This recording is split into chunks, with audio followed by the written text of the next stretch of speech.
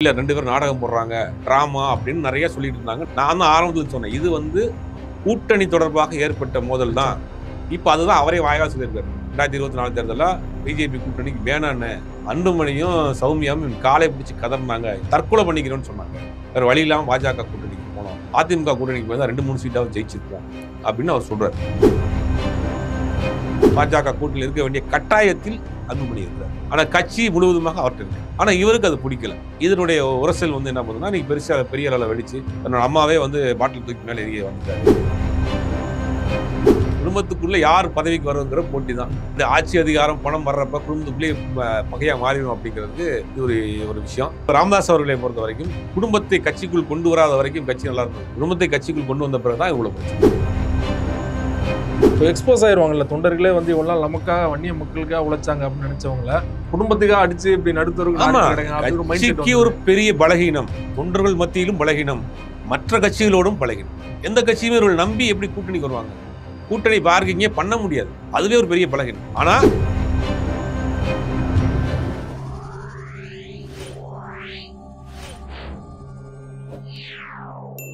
அரசியல் களம் நேயர்களுக்கு வணக்கம். இன்றைக்கு நம்மோடு நேர்காணலுக்காக அரசியல் விமர்சகர் சுபேர் அவர்கள் நம்மோடு இணைந்திருக்கிறார். அவரோடு பேசலாம். வணக்கம். வணக்கம். பாமக வந்து 2ஆக உடைஞ்சிருச்சு, செங்குத்து பிளவு ஏற்பட்டுருச்சு அப்படின்னு நிறைய அரசியல் விமர்சகர்கள் பத்திரிகையாளர்கள் பேசுறாங்க. கட்சியிலேயே வந்து 2ஆ உடைஞ்சிருச்சு. அன்புமணி பக்கம், ராமதாஸ் பக்கம்.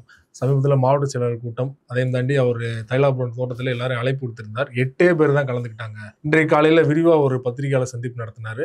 அதில் 8 பேர் கலந்து கொண்டது நான் அன்னைக்கே செத்துட்டேன், அது மட்டும் இல்லாமல் பெற்ற தாயையே பாட்டிலாட அடிக்க வந்தார் அன்புமணி, இப்படிலாம் நிறைய விஷயங்கள் வந்து பேசிட்டு இருக்காரு.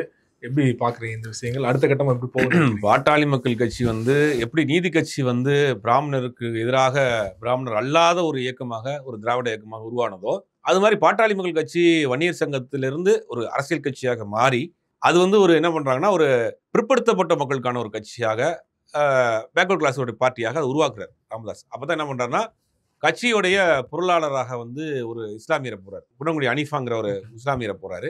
இளைஞர் அணி தலைவராக வந்து KM ஷரீஃபை போடுறாரு. கட்சியோட இன்னொரு முக்கிய பொறுப்புல வந்து ஜான் பாண்டியனை போடுறாரு. அப்ப எல்லா பிற்படுத்தப்பட்ட மக்களுக்கான ஒரு கட்சியாக அதை வந்து உருவாக்குறாரு. அதான் பாட்டாளி மக்கள் கட்சியினுடைய நோக்கமே. சமூக நீதிக்கான கட்சி, தமிழ் தேசியம் கட்சி, திராவிடம் எல்லாத்தையும் சேர்த்து ஒரு கட்சியை ஆரம்பிக்கிறாரு. நிறைய திராவிட ஆதரவாளர்கள், பெரியாரிய உணர்வாளர்கள், தமிழ் உணர்வாளர்கள் பூராமே இந்த பக்கம் வர்றாங்க. அதனால தமிழ் குடி தாங்கின்னு கூட அவர் சொல்லுவாங்க.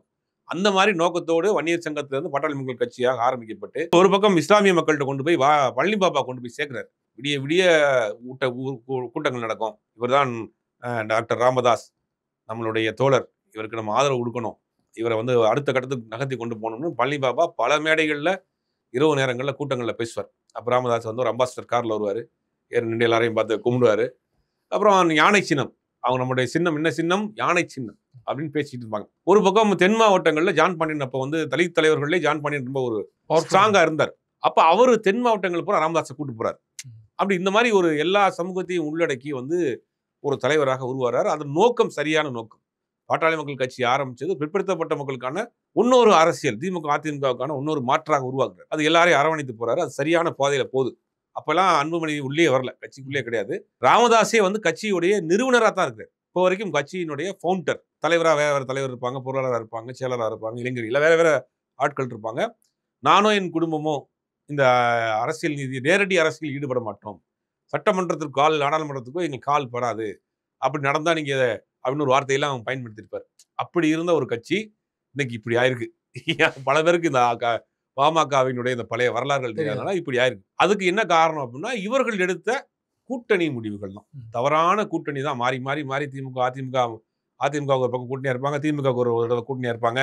என்ன பண்ணுவாங்க, திடீர்னு நாங்கள் பொதுக்குழு போடுறோம், அதில் சீட்டு குலுக்கி போடுறோம், எந்த கட்சிக்கு நம்ம போகணும்னு செயற்குழு பொதுக்குழு அதிகமான சீட்டு விழுந்துச்சோ அந்த கூட்டணிக்கு போறோங்கிற நிறைய இந்த மாதிரியான வேலைகள்லாம் கூட செஞ்சாங்க. இப்போ அதிமுக திமுக இவங்க ரொம்ப ஒரு சர்க்கிள் எப்போ ஆரம்பிக்குதுன்னா, 2016 மாற்றம் முன்னேற்றம் அன்புமணி அப்படிங்கிற ஒரு கேம்பெயின் பண்றாங்க. நாங்க ஒரே கையெழுத்து, ஒரு சொட்டு இல்லாத மது அப்படிங்கிற ஒரு கோஷத்தை வச்சு ஒரு பெரிய ஒரு வேலையை பண்றாங்க. 2016 தனிச்சு நிற்கிறாங்க. அதுதான் அவர்கள் செய்த மிகப்பெரிய தவறு. அங்க ஆரம்பிக்கிறது சர்க்கிள். ஒரு அரசியல் கட்சிக்கு அடிப்படையில் வந்து என்னன்னா, உள்ளாட்சி அமைப்புகள்ல வந்து அந்த கட்சி ஸ்ட்ராங்கா இருக்கும். நீங்க அதனாலதான் வந்து ஆட்சி அதிகாரத்துக்கு வர முடியாத கட்சிகள் வந்து ஆட்சிக்கு வர்ற கட்சிகளோட கூட்டணி இருப்பாங்க.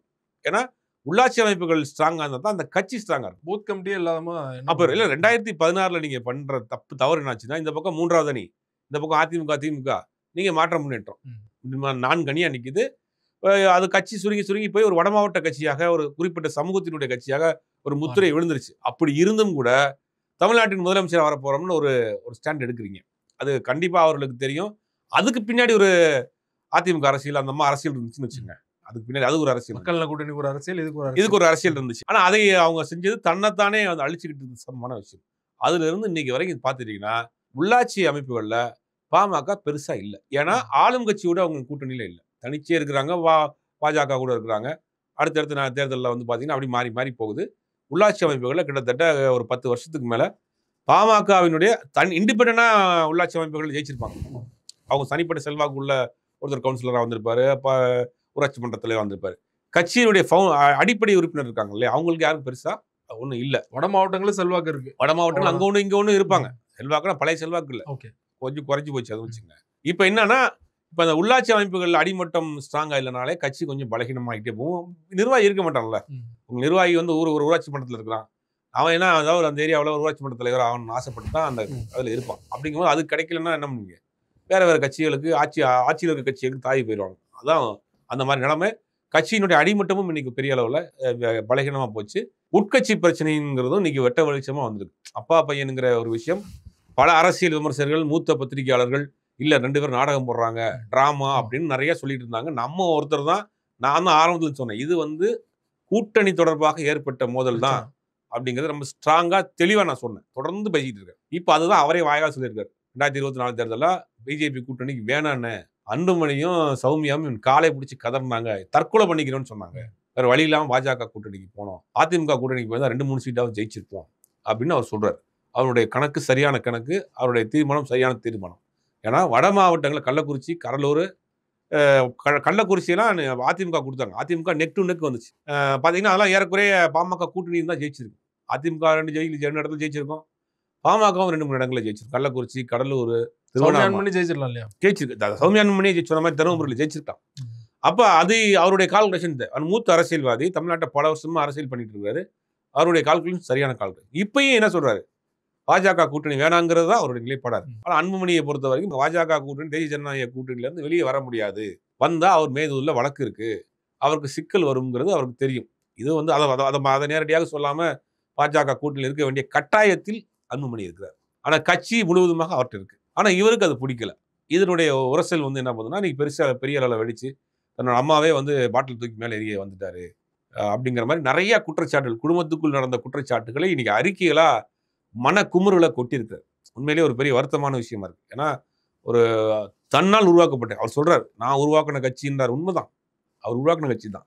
இவ்வளவு பெரிய கட்சி கட்டமைப்பை வந்து உருவாக்கி வச்சிருக்காருன்னா டாக்டர் ராமதாஸ் பண்ண வேலைதான். அன்புமணி வந்து 2004 வரைக்கும் அன்புமணி அரசியலுக்குள்ள இல்லையே, திடீர்னு கட்சி வருது, அதுக்கு பிறகு தான் இவரை உள்ள கொண்டு வர்றாரு, மத்திய அமைச்சரை ஆக்குறாரு. அப்ப இவரு கட்சியில தன் பையன் வரட்டுங்கிறதுக்காக தான் தன்னுடைய கொள்கையில சமரசம் பண்ணிக்கிட்டு கூட்டு வர்றாரு. அவரே சொல்றாரு, இது வந்து அன்புமணி பண்ண தப்புல, நான் பண்ண தப்பு. அதைத்தான் சொல்றேன். அதைத்தான் வந்து அதாவது அந்த கொள்கையில அவர் வந்து கொள்கையிலிருந்து விலகி சமரசம் செஞ்சுக்கிட்டு பையனை கொண்டு வர்றாரு. ஒன்று வந்து மத்திய அமைச்சர் ஆக்குறாரு. அதுக்கு பல பொறுப்புகளை இளைஞரணி கொடுக்குறாரு, இப்ப தலைவர் ஆக்குறாரு. அதற்கு பிறகு இவர் என்னன்னா, இவர் ஒரு அந்த சிக்கல்ல இருக்காரு. அன்புமணியை பொறுத்த வரைக்கும் அவர் ஒரு காலத்தின் கட்டாயத்தில் மாட்டியிருக்கிறாரு. தினகரன் மாதிரி மாட்டியிருக்கிறாரு. அவர் அன்புமணியை பொறுத்த வரைக்கும் படித்தவர், அவர் அரசியல் தெரிஞ்சவர் தான்.